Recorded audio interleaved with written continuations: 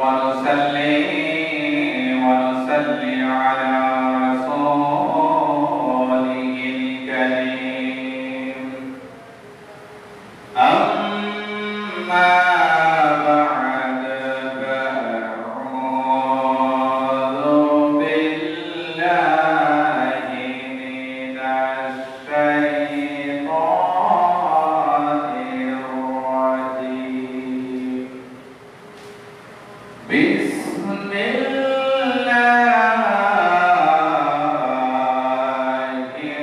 الرحمن الرحيم.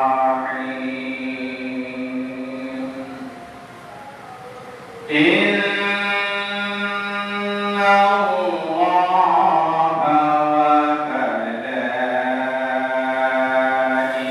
وملائكته يصلون على النبي يا أيها الذين آمنوا صلوا عليه وسلموا تسليما. بسم الله والحمد لله الصلاة والسلام عليك يا رسول الله. بسم الله والحمد لله الصلاة والسلام عليك يا رسول الله. الصلاة والسلام عليك يا رسول الله. الصلاة والسلام عليك يا حبيب الله. الصلاة على النبي والسلام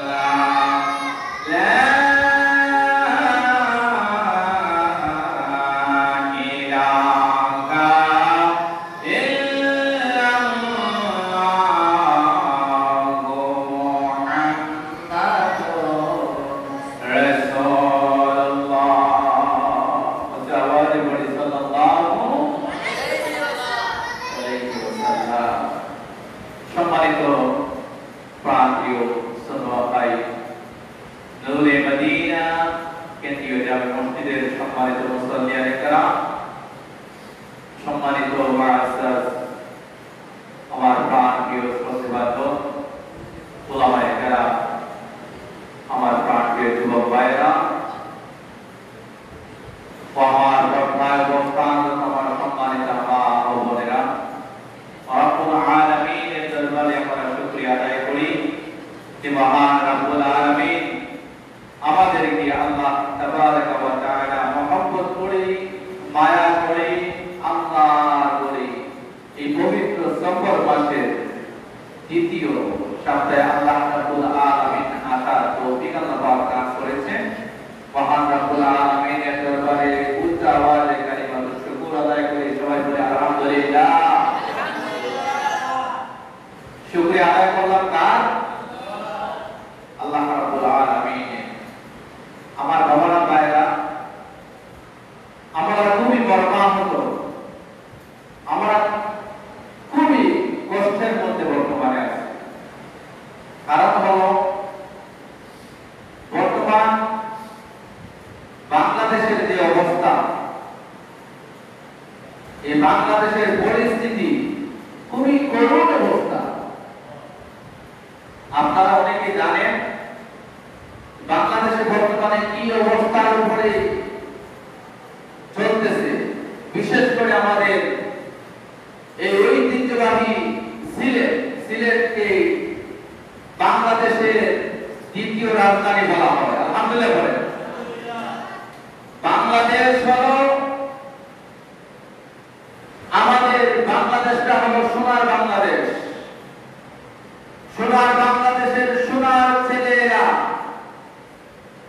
নষ্ট করে দিতেছে, ঠিক কিনা বলেন? আমার বাবারা, জুমাবারের মেইনলি আলোচনা হলো,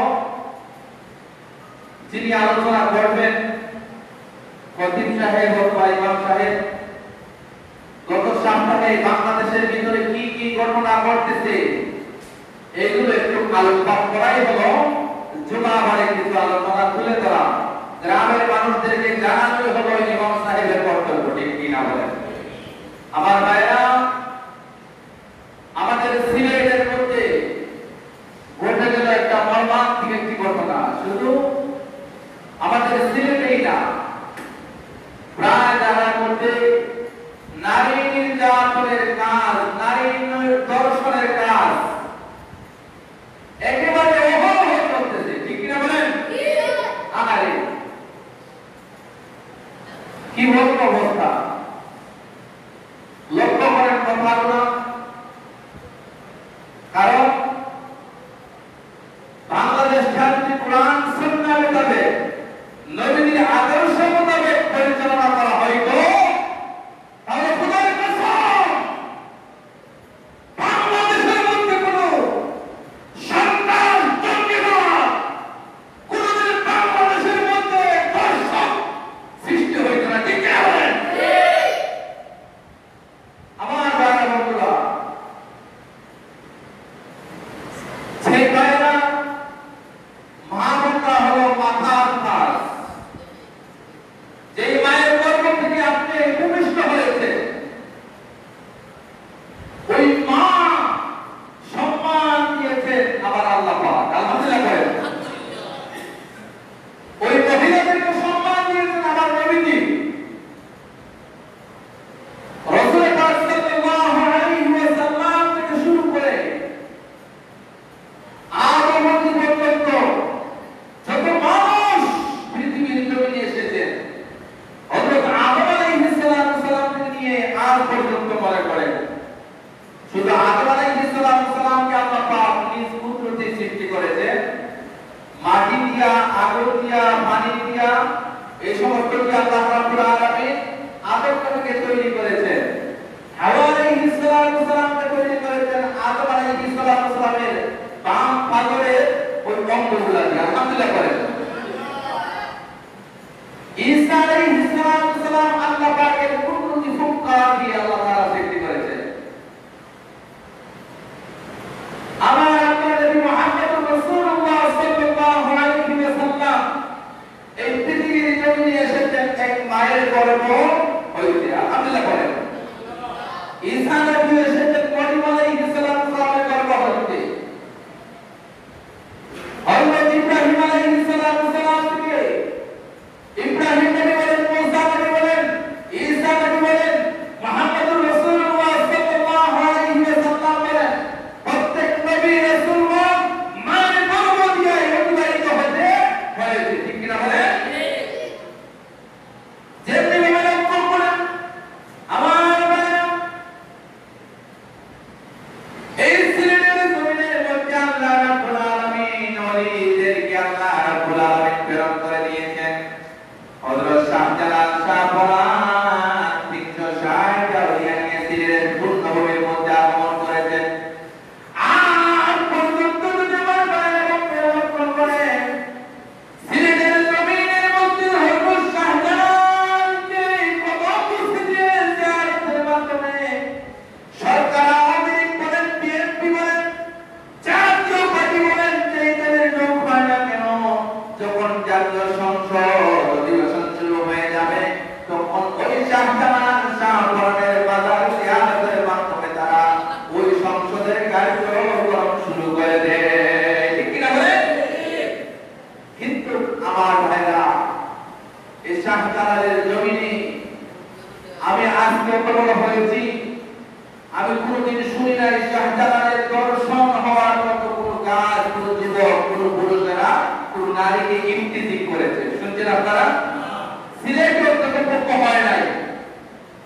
আর আজকে সিলেটের জমিনে আমি কিছু বললেন, আসলে খুব কষ্টকর বিষয়গুলা। এই শাহজালালের জমিন হলো পূর্ণভূমি, ওলি আল্লাহর কদমে পূর্ণভূমি। ওলি আল্লাহর কদমে এই জমিনটা পবিত্র হয়েছে। আলহামদুলিল্লাহ বলেন। এই শাহজালালের জমিন হলো মদিনার জমিন। আলহামদুলিল্লাহ বলেন। মদিনার মাটির সাথে সিলেটের জমিনের মাটির মিল আছে। আলহামদুলিল্লাহ। আহারে দেখেন, আরব মাটিগুলার দিকে তাকায় দেখেন। গত কিছুদিন আগে আমি দেখলাম ফেসবুকের মধ্যে একটা যুবক দর্শন করেছে। দর্শন করার পরে ওই যুবকটাকে ইসলামী শাসন মোতাবেক, ইসলামী আইন মোতাবেক, কোরআন সুন্নাহ বিধি বিধান মোতাবেক হলো কোন যুবক, আমার ভাইরা, যদি কোন নারীকে দর্শন করে তার শাস্তি হলো পাথর নিক্ষেপ করা, তাকে মৃত্যুদণ্ড দেওয়া। ঠিক কিনা বলেন? পাথর নিক্ষেপ করতে করতে করতে করতে একটা যুবক তাকে মেরে ফেলেছে। এটা ইসলামী শাসন তন্ত্রের ভিতরে পড়ে। আমার ভাইরা, বাংলাদেশের এমন আইন যদি হতো যে পুরুষরা যে নারীদেরকে দর্শন করে, মহিলাদেরকে দর্শন করে, যুবতী বোনদেরকে ইমপ্রিজিং করে, তাদেরকে সমাজের প্রকাশ্যে যদি তাদেরকে ফাঁসির রশে তাকে তুরন্ত করে যদি তাদেরকে হত্যা করা হইত, তাহলে এই সমাজের কোন যুবকরা কোন নারীকে ইমপ্রিজিং করবে দূরের কথা, রাস্তা দিয়ে হাঁটলেও তাদেরকে চিৎকার করতো না। দেখবে না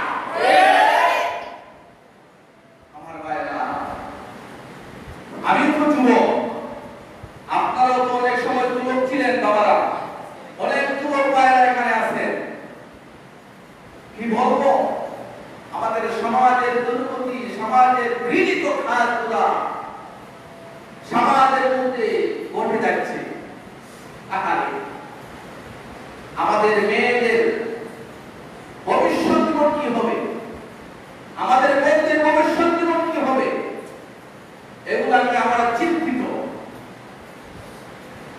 কারণ হলো, দেখেন এখানে ভিতরে যে কুকুররা, আমরা বলবো আমাদের সিলেটের মধ্যে কয়েকটা কুকুর জন্মগ্রহণ করেছে, যার কারণে এই সিলেটের কুকুররা একটা কোন কিছুকে যখন মরাগুলো হোক অথবা কোন ধরনের আক্রমণাত্মক কোনো কিছু যদি খাইতে হয়, তাহলে কুকুররা সিটে মিটে ওইগুলাকে খাওয়া শুরু করে। শকুনের দলেরা ওদেরকে সরকার বাহাদুর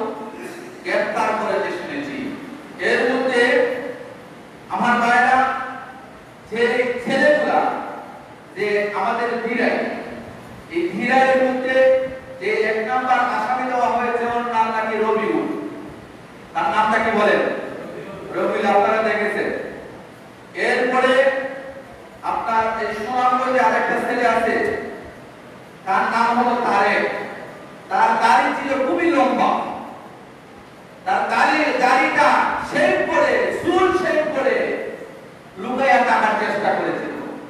অবশেষে পাবলিকরা তাকে ধরে এমন পিটাই দিয়েছে, দেওয়ার পরে আসামিকে পুলিশের হস্তান্তর করেছে। আলহামদুলিল্লাহ বলেন। সমাজের প্রত্যেক মানুষ যদি ঐক্যবদ্ধ হয়ে যায়, তাহলে আমার ঘরের মধ্যে আমার ভাই কি করতেছে, অন্যায় অশ্লীলতা যদি করে, আমি যদি প্রশাসনকে সহযোগিতা দেই, তাকে ধরিয়ে দেই, তাকে যদি আমি আইনের আওতাভুক্ত করে দেই, ইসলামী শরিয়া মোতাবেক যদি বুঝে না, তাকে আইনের হাওয়া করতে হবে। ঠিক কিনা বলেন? আমার ভাইরা, আপনার ছেলে ডাকাতি করে, ছেলেটা যদি ডাকাতি করিয়া সে রাত্রের বেলায় চুরি করে কিছু সম্পদ নিয়ে আসলো, আসার পরে সে আপনাকে লালন পালন করতেছে, আপনি জানেন সে চুরি করে নিয়ে আসছে ওই টাকাগুলো, আনিয়া আপনার হাতে তুলে দিল, বাবা আজকের ইনকাম। এই টাকাটা বলেন হালাল না হারাম? হারাম। কিভাবে নুরুদ্দিন জঙ্গির নাম শুনছেন তো? নুরুদ্দিন জঙ্গি রাহিমাহুল্লাহ তাআলা ওনার যুগে উনি যখন বাদশা ছিলেন, ওনার বাদশাহী যুগে উনি যখন রাত প্রসাদটা রাতের অন্ধকারে ঘুরে ঘুরে উনি যখন দেখতেন, তখন আমার ভাইরা ওই নুরুদ্দিন জঙ্গি হঠাৎ দেখেন ওনার প্রাসাদের এক সাইড অন্ধকারের মধ্যে বসে তিনজন চুল একত্রিত হয়ে তারা কি করতেছে, পরামর্শ করতেছে, আজকে বাইতুল মাল, রাজপ্রাসাদের বাইতুল মাল আমরা চুরি করব। ওরা পরামর্শ করতেছে। ওই নুরুদ্দিন জঙ্গি যখন তাদের সম্মুখে নিয়ে হাজির হয়ে গেলেন, উনি কিন্তু ছদ্মবেশে গিয়েছেন, উনি কিন্তু বাদশাহী কোনো পোশাক দাঁড়ায় যান নাই, অন্ধকার রজনীতে রাজপ্রাসাদটা ঘুরে ঘুরে দেখতেছেন, কোন মানুষ অভাবনে ভুগতেছে, কোন মানুষ কোন রোগে আক্রান্ত হচ্ছে, কোন মানুষ অসহায় অবস্থায় আছে, এই সমস্ত দেখার জন্য ওই বাদশাহ নুরুদ্দিন যখন চতুর্দিকে রাত্রের অন্ধকারের প্রত্যেকের দুয়ারে গিয়ে যখন উনি পরিদর্শন করতেছেন, এমন অবস্থায় উনি দেখতে পাইলেন হঠাৎ করে দেখা যায় তিনটা চোর রাজপ্রাসাদ বাদশার বাইতুল মাল চুরি করার জন্য তারা পরামর্শ করতেছে। এমন অবস্থায় আমার ভাইরা লক্ষ্য করেন, আল্লাহর নুরুদ্দিন জঙ্গি বললেন, ও চোর ভাইরা, শোনো, তোমরা যেইভাবে চুরি করার পদক্ষেপ নিয়েছ, আমিও তোমাদের মধ্যে একজন চোর, আমাকে তোমাদের মধ্যে অংশগ্রহণ করাও, সুযোগ আমাকে করে দাও। এমন অবস্থায় আমার ভাইরা নুরুদ্দিন জঙ্গিকে ডাক দিয়া বলা হলো, আমাদের মধ্যে এক একজনের মধ্যে এক একটা অভিজ্ঞতা আছে, এক একজনের কাছে এক একটা অভিজ্ঞতা আছে, যদি আপনার কাছে কোনো অভিজ্ঞতা থাকে তাহলে আপনাকে চান্স দেওয়া হবে, সুযোগ দেওয়া হবে, আমাদের দলে আপনাকে নেওয়া হবে। এমন অবস্থায় আমার ভাইরা বন্ধুরা লক্ষ্য করে নুরুদ্দিন জঙ্গি বললেন, আপনাদের কার কি অভিজ্ঞতা আছে আমাকে একটু জানায় দেন।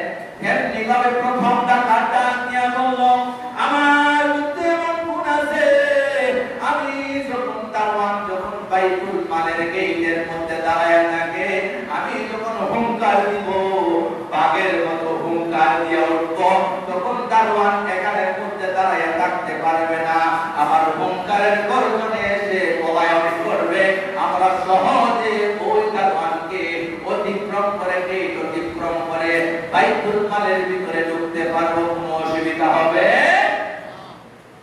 দ্বিতীয় নাম্বার কোনটা আজকে বলে, আমার এমন গুণ আছে, আমি যত বড় তালা থাকুক, যত বড় লোক থাকুক, যখন দরজার তালার মধ্যে এইভাবে হাত দিব, হাত দিতে দেরি হইবে, ওই তালাটা অটোমেটিকলি উল্টে দেরি হইবে। ডাকাতের গুণাগুণ অভিজ্ঞতা। তৃতীয় নম্বর ডাকাত বলে যে আমি রাত্রের বেলায় যদি কোনো কিছু দেখি অন্ধকারে, আমি দিনের বেলা তাকে চিনতে পারি। তিনজনের গুণ বলে শেষ করা হলো। নুরুদ্দিন চন্দ্র বললেন, আমার কোনটা হলো, তোমরা যদি আসামি হইয়া কি করে দাও, ধরা পড়ে দাও প্রশাসনের কাছে, আমি একটু ইশারা করব, তোমাদেরকে ফাঁসির রশি থেকে তোমাদেরকে মুক্তি করার ক্ষমতা আমার আছে, সেই অভিজ্ঞতা আমার আছে। যদি আমাকে চান্স দাও তো সবাই বলবো ডাকাতের সরকার বলবো, তাহলে ওনাকে একটু দরকার। আমরা যদি প্রশাসনের কাছে ধরা পড়ে যাই তাহলে আমরা অতি সহজে জেল থেকে ফাঁসির রশি থেকে ছাড় পেয়ে যাব। তখন ওনাকেও সঙ্গে দিলে অবশেষে কিন্তু ওই ডাকাত সর্দার, ডাকাত সহ ওই বাদশাকে চিনতে পারে নাই। অবশেষে কি করা হলো, ওই ডাকাতটাকে আমার ভাইরা তারা যখন এক একজন এক একটা গুণ দেখাইতে দেখাইতে বাইতুল মালের ঘরের ভিতরে ঢুকে গেল। যে গর্জন দিলে যখন ওই গেটের সামনে গেল, যাওয়ার পরে গর্জন দিল, তারপর পালায়া গেল। তারপরে তালা যখন ঝুলন্ত অবস্থায় আছে, তালার মধ্যে সে হাত দিয়েছে, তালাটা খুলে গেছে ঘরের ভিতরে, বাইতুল মালের ঘরের ভিতরে সে ঢুকে গেল ডাকাতটা। অবশেষে যখন ডাকাতটা ঢুকে গেল, যাওয়ার পরে ওই ডাকাতটা আস্তে আস্তে করে, রাতের বেলায় তো যে অন্ধকারে দেখে সে তো সবকে দেখেছে, সে বলল আমি গেটের মধ্যে দাঁড়াই আছি, কে আসে আর কে যায় আমি দেখা রাখবো, আর দিনের বেলায় যদি কোনো সমস্যা হয় তাহলে বলে দিতে পারবো। সবকে কিন্তু দেখে চিহ্নিত করে রেখে দিয়েছে আমার ভাইয়েরা। এখান থেকে বলার একটি কারণ আছে, আমাদের প্রশাসন, বর্তমান প্রশাসন অনেক বড় বড় বাবা, বড় বড় লিডার, বড় বড় নেতা, বড় বড় এমপি মন্ত্রীর সাথে যাদের সম্পর্ক আছে, কিভাবে তারা এই আইনের রাস্তা দিয়ে, পিছন দরজা দিয়া তাদেরকে সামনের দরজা দিয়ে ঢুকায়, আর পিছনের দরজা দিয়া এই বড় বড় নেতা সেটা হাত করে পলায়ন করে। ঠিক কিনা বলেন? আমার ভাইরা, এটা ডাইরেক্ট লাইভ করতেছে। যদি কোনো প্রশাসন, কোনো আইন, কোনো মন্ত্রী, মিনিস্টারের কান পর্যন্ত যায়, এটা বাস্তবিক কথা বলতেছি। আপনি একটা ছোটখাটো চাকরি নিতে যান, ঘুষ দিতে হয়। ঠিক কিনা বলেন? ছোটখাটো চাকরি নিতে যান, ঘুষ দিতে হয়। ভাইবার স্কিলে যদি আপনি রিটেনের মধ্যে ভাইবারে চলে যান, রিটেনে টিকার পরে, তখন 5-10 লক্ষ টাকা এমপি মন্ত্রীকে দিতে হয়। ঠিক কিনা বলেন? আরে আমাদের দেশ সকল কুকুরের দেশ হয়ে গেছে। আমার ভাইয়েরা লক্ষ্য করেন, নুরুদ্দিন জঙ্গি সহ যখন তারা বাইতুল মালের ভিতরে ঢুকে গেল, ঢোকার পরে আমার ভাইয়েরা লক্ষ্য করেন, প্রথম যে সর্দার আছে, ডাকাতের সর্দার, সে বলল আমরা সেই বাইতুল মাল থেকে মাত্র 1200 দিরহাম নিব, এক্সট্রা কোনো টাকা নিব না। কত টাকা? 1200 টাকা নিব। ওই 1200 টাকা নুরুদ্দিন জঙ্গি বাদশা বললেন, বাইতুল মালে রাজপ্রাসাদের ভিতরে কোটি কোটি বিলিয়ন বিলিয়ন সম্পদে ভরপুর, এই মাত্র 1200 টাকা নিয়ে কি করবা? বলে আপনি তো আমাদের সাথে নতুন আসছেন, আমাদের অনেকের ঘরের মধ্যে খাদ্য নাই, এই 1200 টাকা যদি আমরা নিয়ে যাই তাহলে আমরা 2 দিন খাইতে পারবো, তাহলে 2 দিন পরে অন্য কোথাও ব্যবস্থা করা যাবে। তারপরে আমরা দেখেন কত বড় সভ্য সুর। এই সুরটা বললো 1200 টাকা, 1200 দিরহাম আমরা নিব। 1200 দিরহাম কি করবো? তারা নিয়া এই টাকা সম্পূর্ণ নিল না, 1200 দিরহাম নিল, নিয়ে তারা বন্টন করলো সমান ভাগে, বিভক্ত করলো। তখন 60 জনের ভাগে কত দিরহাম করে বললো? 4 করে, 3 চাইলে 12, অর্থাৎ প্রত্যেকের বাটের মধ্যে এই আপনার 3 দিরহাম করে 3 চারে 12, অর্থাৎ 3 জনে 60 জনের বাটাই করে তারা সবকিছু নিয়ে গেল। 12 দিরহাম, 1200 দিরহাম, 1200 দিরহাম, অর্থাৎ 300 দিরহাম, 300 দিরহাম, 300 দিরহাম, 300 দিরহাম, অর্থাৎ 1200 দিরহাম এই 60 জনে বন্টন করে নিয়ে গেলেন। নিয়ে যাওয়ার পরে পরের দিন ছিল ঈদ। ঈদের জামাত, আগের মন্ত্রী মিনিস্টার যারা প্রধানমন্ত্রী থাকতেন, তখন তারা ওই ইসলামিক শাসন আইন অনুযায়ী তারা ঈদের নামাজ পড়াইতেন, ইমামতি করার ক্ষমতা থাকতো। যেমন যদি বলেন যে বর্তমান প্রধানমন্ত্রীর পিছনে নামাজ পড়বেন, তাহলে তো হবে না, কারণ ওই যে আমার ভাইরা লক্ষ্য করার কথাগুলা, ওই নুরুদ্দিন জঙ্গি ও 300 দিরহাম পাইলেন। পাওয়ার পরে উনি বললেন না, এখন তাদেরকে ধরা যাবে না, বরং ঈদের নামাজটা আমি পড়াই। পরের দিন থেকে ঈদের নামাজ পড়াইছেন নুরুদ্দিন জঙ্গি রাহিমাহুল্লাহ তাআলা, উনি নামাজ পড়াইলেন। পড়ানোর পরে উনি কি করলেন যে ওইখানের মধ্যে দায়িত্ব যে ছিল, প্রথমে দায়িত্ব ছিল সিকিউরিটি গার্ড, গেটের প্রতি তো সিকিউরিটি ছিল, সিকিউরিটিকে ডাক দিলেন, বলে এই সিকিউরিটি, তোমাকে অতিক্রম করে গতকালকে রাতে চোর কিভাবে ঢুকলো তুমি আগে সেটা বলে দাও। সে আসতো সিকিউরিটি গার্ড, আসার পরে বলল আমি তো বলতে পারি না, আমি তো জানিও না যে চুরি হয়েছে। বলে যাও বাইতুল মালে গিয়ে হিসাব করে দেখো তো বাইতুল মালে কত টাকা কত দিরহাম চুরি হয়েছে।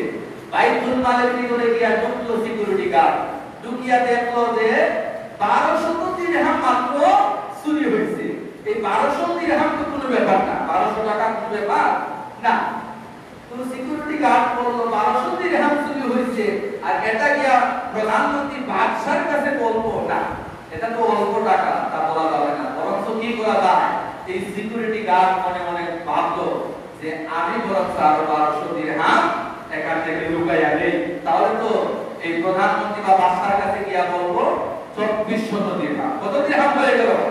2400 দিরহাম হয়ে গেল। সিকিউরিটি গার্ড এখান থেকে চুরি করলো কত দিরহাম? আরো 1200 দিরহাম, আর চুরে নিল আরো 1200, কত হলো?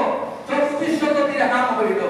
অবশেষে 2400 দিরহাম নিয়া সিকিউরিটি গার্ড গিয়া বলল বাদশা, বাইতুল মাল থেকে 2400 দিরহাম চুরি হয়েছে। বাদশা বলেন হায় রে হায়, আমি লোকেই ছিলাম, সাথেই ছিলাম, দেখলাম 1200 দিরহাম নেওয়া হলো, আর সে এসে বলে 2400 দিরহাম। বরং সেখানে কোনো কিছু হয়েছে, ওনার সঙ্গে এসে যে অনেক কোনো কিছু হয়েছে, ঘটনা ঘটছে। তখন উনি ডাক দিলেন সিকিউরিটি গার্ডের পরে ডাক দিলেন যে অর্থমন্ত্রী সচিবকে, তাকে অর্থমন্ত্রী সচিবকে ডাক দিলেন সচিবালয় থেকে, বলে সচিব সাহেব জান তো বাইতুল মালে গিয়ে হিসাব করে দেখেন গতকালকে চুরি হয়েছে, আমার সিকিউরিটি গার্ড বলছে 2400 টাকা, আপনি কি একটু ভালো করে হিসাব করে দেখেন তো কত চুরি হয়েছে। এই সচিব গেল, যাওয়ার পরে দেখলো, হিসাব করে দেখলো মাত্র 2400 টাকা চুরি হয়েছে, দিরহাম চুরি হয়েছে। উনি বললেন, সচিব বললেন 2400 টাকা চুরি হয়েছে, এটা তো কোনো ব্যাপার না, কোটি কোটি মিলিয়ন বিলিয়ন টাকা এখানে মধ্যে পড়ে আছে, এত অল্প টাকা আমি বাদশার কাছে কি করে 2400 টাকার হিসাব দিব না, বরং আমি এখান থেকে আরো 2400 টাকা চুরি করে নেব। দেখেন আমার বাবারা, একজন মন্ত্রী ড্রাইভার কত বাড়ির মালিক হয়েছে, কত কোটি টাকার মালিক হয়েছে। একজন বিসিএস ক্যাডার স্টুডেন্ট বলল, আমি কোন প্রধানমন্ত্রী বা কোন এমপি মন্ত্রীর যদি ড্রাইভার হইতাম তাহলে ওপর লেখাপড়া করা লাগতো না, আমি কোটি কোটি মিলিয়ন বিলিয়ন টাকার মালিক হয়ে যেতাম। ঠিক কিনা বলে? দেখেন এই সচিব অবশেষে কি করলো, গিয়ে বললো বাদশা হিসাব তো ভুল, বলে কি হয়েছে?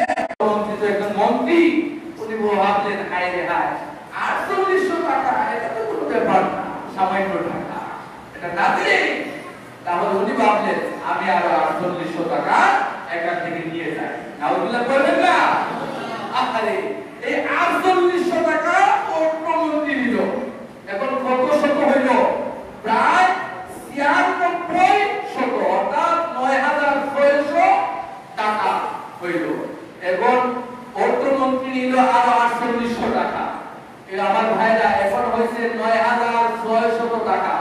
এখন দেখেন ডাকাইতের হার কত বাড়তেছে, বাড়িয়া বাড়িয়া যখন এখন কি করলেন, অর্থমন্ত্রী শেষ, সচিব শেষ, গোয়েন্দা বাহিনীর দরকার। এখন কিছু গোয়েন্দা বাহিনীর প্রয়োজন আছে, গোয়েন্দা বাহিনী ডাক দিলেন। গোয়েন্দা বাহিনী ডাক দেওয়ার পরে বাদশা বললেন, আপনি একটু গোয়েন্দাগিরি করে দেখেন তো আপনারা যে বাইতুল মাল থেকে কত টাকা চুরি হয়েছে, সত্যিকারে যাচাই বাছাই করে আপনারা একটু তথ্য দেন আমাকে। এই আন্তর্জাতিক ডিজিটাল তথ্য দেওয়ার জন্য ওই গোয়েন্দা বাহিনী গেল বাইতুল মালের ভিতরে, গিয়া তথ্য মত নিয়ে দেখলো যে মাত্র 9600 দিরহাম চুরি হয়েছে, এটা তো কোনো ব্যাপার না, তাহলে কি করা যায়? তাহলে গোয়েন্দা বাহিনী তারা সমন্বয় করলো, বরঞ্চ আমরা আরো ৯,৬০০ টাকা এখান থেকে সরাই নেই। তাহলে হিসাব দিলে তো বাদশা বিশ্বাস করবে। এই গোয়েন্দা বাহিনী ৯,৬০০ টাকাও এখান থেকে সরাই নিয়ে তখন হইল কত টাকা? প্রায় আমার ভাইরা এখানের মধ্যে হয়ে গেল সর্বমোট প্রায় মিলিয়ে হয়ে গেল এখানে ১৯,২০০ টাকা। কত টাকা হয়েছে? ১৯,০২০০ টাকা হয়েছে। এখন ১৯,২০০ দিরহাম বাইতুল মাল থেকে উধাও হয়ে গেল। এখন যখন ওই বাদশার কাছে গিয়া গোয়েন্দা বাহিনী বললেন, লক্ষ্য করবেন কথাগুলো, গোয়েন্দা বাহিনী বললেন যে বাদশা হয়ে গেছে। বাদশা মনে মনে ভাবলেন কই ১২০০ টাকা।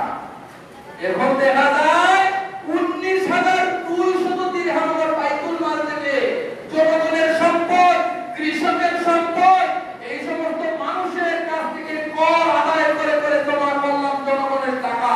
আর জনগণের টাকাগুলা চুরি ডাকাতি করে মন্ত্রী মিনিস্টাররা তাদের পেটের মধ্যে কি করতেছে পরে নিচ্ছে না। অভিযোগ করেন উনি কি করলেন? বললেন আর কোন বাহিনী, আর কোন সিকিউরিটি, আর কোন পুলিশ, আর কোন আর্মি, আর কোন পিটিআর, আর কোন প্রশাসন আমি সেখানের মধ্যে হিসাব রক্ষক দিব না। এখন কি করা যায়? অবশেষে উনি কি করলেন আমার ভাইরা? উনি নির্দেশ দিলেন, খুব বড় আইন জারি করে দিলেন, তোমরা কি করো, অতি দ্রুত গতিতে যে চুরগুলা চুরি করছে তাদেরকে কি করো, ধরে আমার দরবারে নিয়ে আসো। দরবারে নিয়ে আসার নির্দেশ দিলেন প্রধানমন্ত্রী। অবশেষে যখন এই প্রধানমন্ত্রী বাদশা যখন নুরুদ্দিন জঙ্গি নির্দেশ দিলেন চুরদেরকে ধরে আনো, চুর টুকাইতে টুকাইতে মাত্র ৩ জন চুর পাইছে। কয়জন চুর? আসলে কি ৩ জন চুর? না, আসলে ৩ জন চুর না। চুর ৩ জনকে ধরে নিয়ে আসলো, আসার পরে বলল এই ৩ জন হলো আসল চুর। আর বাদশা মনে মনে ভাবতেছে আসল চুর তো আসলে ৩ জন না। তো ৩ জনকে বললে তোমরা চুরি করলাম, চুরির বিচার হবে। বিচারের মধ্যে কাঠগড়ায় নেওয়া হলো। কাঠগড়ায় নেওয়ার পরে কি করা হলো? দেখা গেল রায় হবে বিচারে। যখন অন্ধকারে যেই লোকটাকে মানুষ দেখলে চিনে, ওই লোকটা বলল তোমরা কয়জন ছিলাম? বলে আমরা তো ৬০ জন ছিলাম। কয়জন ছিলেন? ৬০ জন। বলে এখন দেখা যায় ৩ জন, আরো একজন কোথায়? বলে বাদশা ভয়ে বলবো না নির্ভয়ে বলবো? বলে নির্ভয়ে বলবো। বলে আপনার গুণটা তো বাকি রয়েছে। ও ভাই, আপনি তো আমাদের সাথে ছিলেন, আপনি তো চুরি করছেন। অর্থাৎ দেখা যায় প্রধানমন্ত্রীও এই চুরির সাথে সংযুক্ত। ঠিক কিনা বলেন? প্রধানমন্ত্রী নুরুদ্দিন জঙ্গি বললেন তোমরা নিলায় ৩০০ দিরহাম করে করে অবশেষে আবারও ৩০০ দিরহাম দিছ। অর্থাৎ দেখা যায় বাংলাদেশের এমন অবস্থা হয়েছে, প্রধানমন্ত্রী থেকে শুরু করে একেবারে ওয়ার্ড মেম্বার পর্যন্ত প্রত্যেকটা জায়গায় জায়গায় চুরিয়ার রাখাদার টাকা দিচ্ছে। ঠিক কিনা? আমার কথা কি বাস্তব? আমার ভাইরা, আপনারা বেজার হবেন না। মেম্বারের কাছে যদি কিছু চাউল বিতরণ করার জন্য আসে, সেখান থেকে চুরি হয়। চেয়ারম্যানের কাছে আসতে চুরি হয়, এমপির কাছে আসতে চুরি হয়, মন্ত্রীর কাছে আসতেও চুরি হয়, প্রধানমন্ত্রীর কাছে যদি অন্য রাষ্ট্র থেকে আসে সেও চুরি করে। ঠিক কিনা? আমরা কোথায় আছি? বেজার হইবেন না, বাস্তব কথাগুলি বলছি। আমার ভাইরা, এই যে দর্শক, এই দর্শকরা আমাদের সুনামগঞ্জের সন্তান একটা, দিনাই সন্তান একটা, হবিগঞ্জের সন্তান একটা, জকিগঞ্জের সন্তান একটা। আমার ভাইরা, এই সোনার ছেলেদের নাম উল্লেখ করা হয়েছে, তবে একটা বর্ণভাব না জানিও পারা যায় না। এই জকিগঞ্জের অর্জুন নামক একটা হিন্দু আছে, এরপরে হবিগঞ্জের একটা আছে মাহফুজ নামে, সিলেট সদরের একজন মাহফুজ, এরপরে সাইফুল আছে বাবাগঞ্জের একটা, এরপরে জগন্নাথপুর বলা হয়েছে, এটা সুনামগঞ্জ, সুনামগঞ্জ তো জগন্নাথপুরের ভিতরে পড়ে। এই ছেলেটা তারেক রহমান, এরপরে দিনাই যে ছেলেটা রবিউল। এই 5টা দর্শককে অতি সত্বর আমরা বলবো আপনাদের কোনো হাতে যেন হাত দাবিয়ে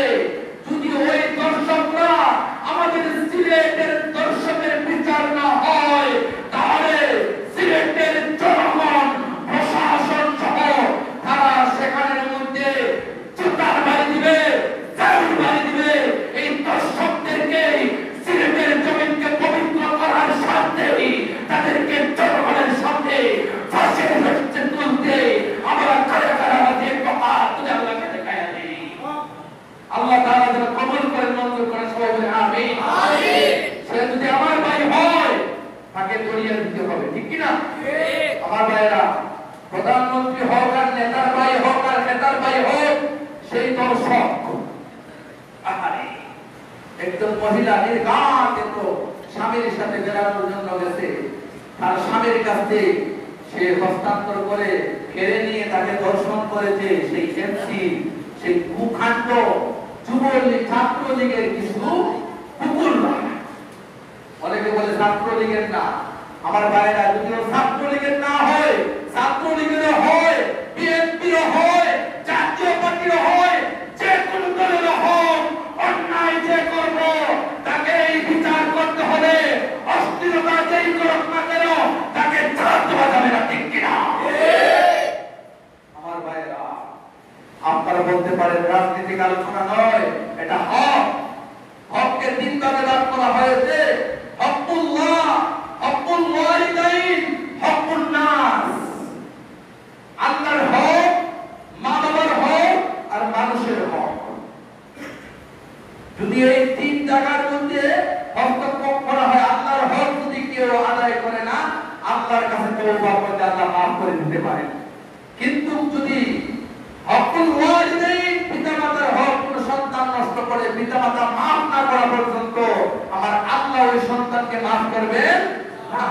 হকুন নাস, আর মানুষের হক মানুষের যেই নষ্ট করেছে, ওই মানুষ যতক্ষণ পর্যন্ত মাফ করে না, আল্লাহ পাক সেই মানুষটাকে আল্লাহ পাক মাফ করবেন না। আমার হক আছে, আমি বলার হক আছে, অধিকার আছে। আমি এই সমাজের মানুষ, এই বাংলাদেশের মানুষ, এই হিসাবের সমাজের মানুষদেরকে সচেতন করতে হবে। আমার ভাইয়েরা লক্ষ্য করেন, এজন্য আপনাদের যদি কোনো সন্তান অমানুষ হয়ে যায়, আসলে তো অনেকরা ফেসবুকের মধ্যে দেখেছেন, তার পরিচয় দেন, তার পিতামাতার পরিচয় দেন, তার পিতামাতার পরিবারের পরিচয় দেন। আসলে পিতামাতা তাই প্রথমত ছিল, যদি অমানুষ বানাইতো, তাকে মানুষ বানানোর জন্য তো লেখা পড়া করার জন্য এমসি করে দিয়েছে, স্কুলে পাঠাইয়া দিছে। সেখানের মধ্যে তো আমার বাবার মা বাবা তাই না কেন, আপনার ছেলে হওয়ার পরে বক্তব্যে পাঠাইয়া দিছে। বক্তব্যের হুজুরের দায়িত্ব হলো তাকে মানুষ বানানো, পড়াইতে হবে। এবং বক্তব্যের হুজুর যদি না পড়াইয়া, উনি যদি ওনার কাজের মধ্যে ব্যস্ত রাখিয়া ছেলেটার বয়স অতিবাহিত করেন, 5 বছরের জায়গা 20 বছর লাগাইয়া দেন, তাহলে উস্তাদ লাগে, ঠিক কিনা বলেন?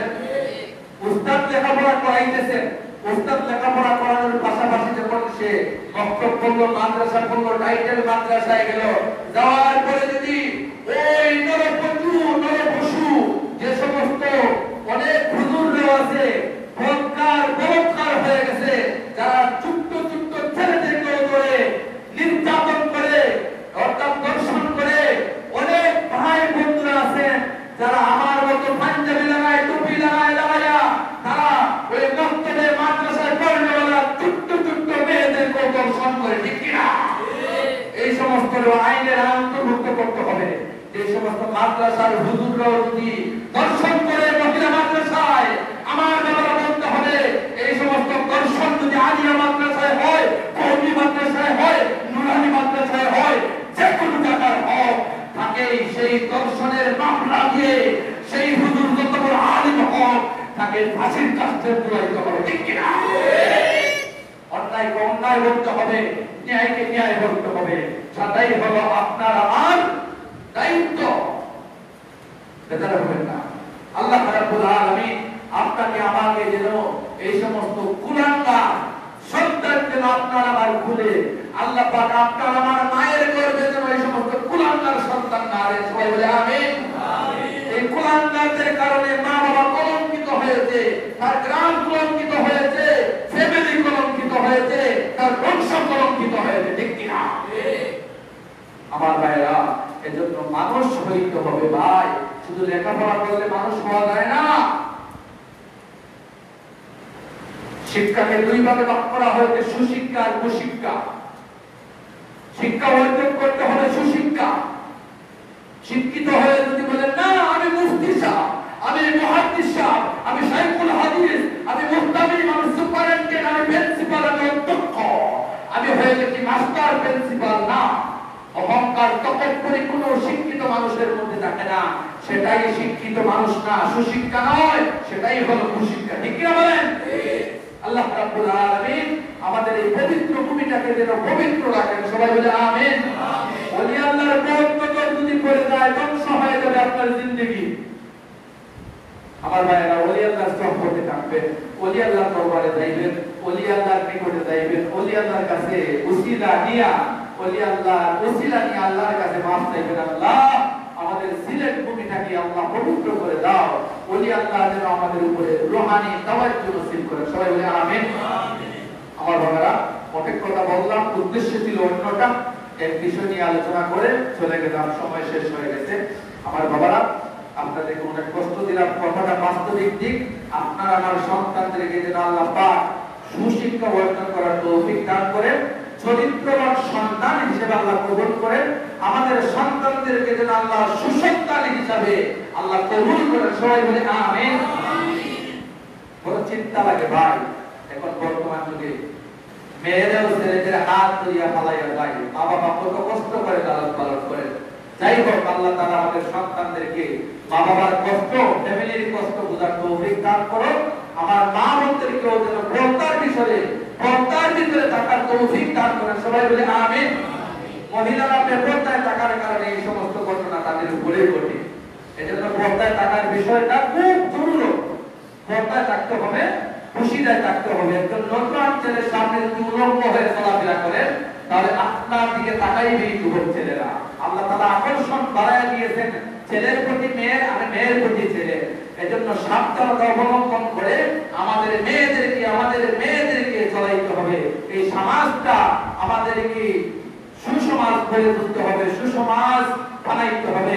আল্লাহ রাব্বুল আলামিন যেন আমাদের সমাজটাকে সুসমাজ হিসেবে কবুল করে আমাদের সিলেটের পূর্ণভূমিকে যেন আল্লাহ রাব্বুল আলামিন পাক ও পবিত্র বানায় দেন। সবাই বলে আমিন। লাস্ট একটা কথা, আপনারা সবাই জানেন, আইনজীবী যারা আছেন সিলেটের, আলহামদুলিল্লাহ আইনজীবী সমিতি সবাই ঘোষণা করেছে তাদের পক্ষে কোনো আইনজীবী লড়তে পারবে না। আলহামদুলিল্লাহ, মোবারকবাদ জানাই আপনাদেরকে, হাজার সেলুট দেই আমি। কারণ হলো সিলেটের মানুষ বোঝা গেল তাদের পক্ষে, অন্যায়ের পক্ষে সিলেটের মানুষ নাই। এটার জন্য সিলেটের মানুষদেরকে অন্য অন্য জেলার মানুষরা দণ্ড দিচ্ছে। সিলেটের মানুষের কোনো আইনজীবী কেউ দর্শনের পক্ষে নাই। আলহামদুলিল্লাহ, যদি আইনজীবীরা অন্যায়ের বিপক্ষে দাঁড়ায়, তাহলে অন্যায়ের পক্ষে আইনজীবী না থাকে, তাহলে অটোমেটিকলি ওই তো গতকালকে রায় হয়েছে, ওই যে মিন্নির স্বামীকে হত্যা করে দিল, স্ত্রী চক্রান্ত করে ৬ জনের ফাঁসি হয়ে গেছে, না ৬ জনের ফাঁসির রায় হয়ে গেছে। ওরা ফাঁসির কাছে ঝুলবে। আলহামদুলিল্লাহ, আল্লাহ রাব্বুল আলামিন যেন আমাদের প্রধানমন্ত্রী সহ আইন প্রশাসন সহ রাষ্ট্রের যত কিছু আছে প্রত্যেককে যেন আইন অনুযায়ী, আইনকে মেনে রেখে, আইনকে শ্রদ্ধা করে, আইনের প্রতি সহযোগিতা অনুভূতি করে আমরা প্রত্যেকে চলতে পারি, সেই তৌফিক যেন আল্লাহ পাক দান করেন। সবাই বলে আমিন। আমার ভাইরা, অনেক কথা বললাম। আমরা মসজিদের যে বিষয় আছেন, নামটা কি বলছিলেন? লন্ডন থেকে একজন মহিলা এই হুজুরকে আসলে সম্পর্কের মানুষ, আত্মীয়, উনি বলছেন যে আলহামদুলিল্লাহ মসজিদে কিছু সহযোগিতা করবেন, কত দিবেন উনি উল্লেখ করেন নাই। আলহামদুলিল্লাহ, আল্লাহ রাব্বুল আলামিন যেন এই মহিলার স্বামীর অপারেশন হয়েছে না, ওটা আব্বু মারা গেছেন হসপিটাল, ওনার আব্বুর মাগফিরাতের জন্য দোয়া দিয়েছেন এবং আমাদের এই মসজিদে কিছু কার্যক্রমের জন্য সহযোগিতা করবেন। আশা করা যায় ওনার কাছ থেকে আমরা বড় অঙ্কের একটা কিছু পাইব। আমার ভাইরা, যদি আপনারা ইচ্ছা করেন 5 মিনিট আপনারা ইচ্ছে করেন, যদি যে আমাদের নিচে টাইসের কার্যক্রমের কিছু কালেকশন করতেছে, 5 মিনিটের ভিতরে দোয়া করে শেষ করে দিব যে হুজুর আমি 2 পিস, এই 2 পিসের টাকা আমি দিব, তাহলে বলতে পারেন। আমার ভাইরা একটা নাজাতের উসিলা হয়ে যাবে। কেউ যদি ইচ্ছা করেন 2 পিস আমি দেই নাই, কিন্তু আমি 1 পিসের টাকা দিব, 500 টাকা, তাহলে ইনশাআল্লাহ আমাদের টাইস হবে নিচে, এই যে ফ্লোরের মধ্যে টাইস হবে, টাইসের কার্যক্রম হবে। মসজিদের ভিতরে তো অনেক হুজুররা নামাজ পড়েন, অনেক উলামায়ে কেরাম নামাজ পড়েন, অনেক মুসল্লিয়ানে কেরাম নামাজ পড়েন। এই মসজিদটা নাজাতের উসিলা হয়ে যাবে। কেউ যদি চান যে আমি এক পিস দিব তাহলে বলতে পারেন।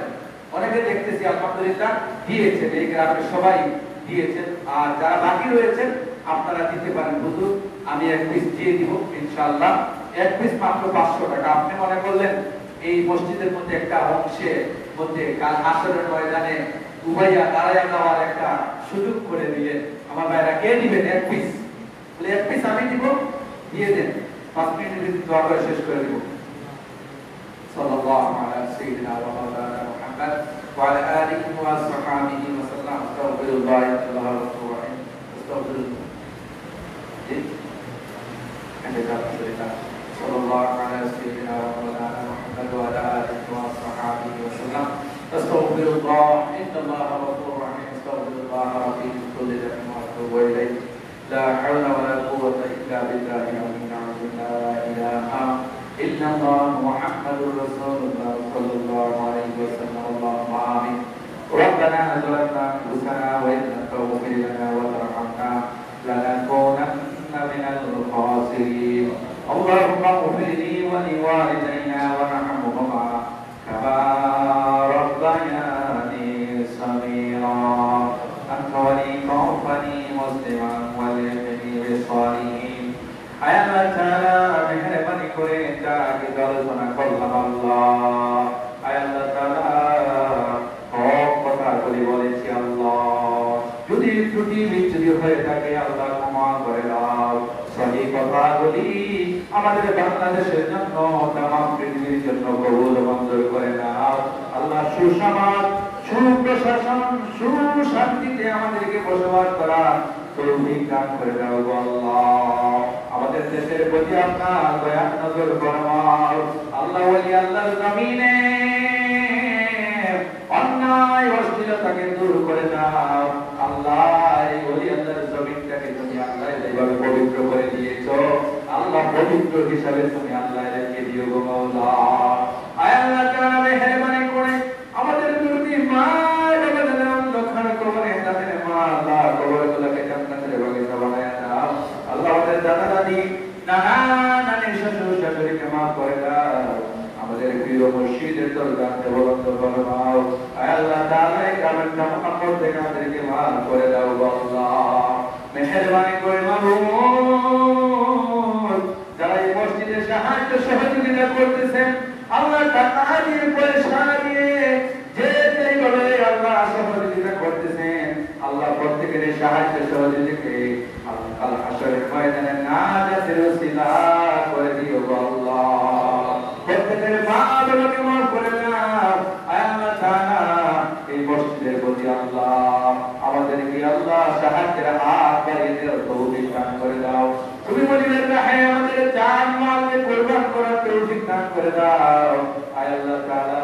আপনার বান্দা কোরআনে খতম করেছেন আল্লাহ, আপনার বান্দার এই কোরআনে খতম করার কবুল মঞ্জুর করে নাও আল্লাহ। এর হাদিয়াতুল সোনার মদিনায় পৌঁছে দাও, মা বাবার রূহের মধ্যে পৌঁছে দাও আল্লাহ। দাদা দাদি, নানা নানিকে মাফ করে দাও, পরিবার পরিজনকে সুখময় শান্তিময় করে দাও। ওয়াসসালামু আলাল মুরসালিন ওয়ালহামদুলিল্লাহি রাব্বিল আলামিন।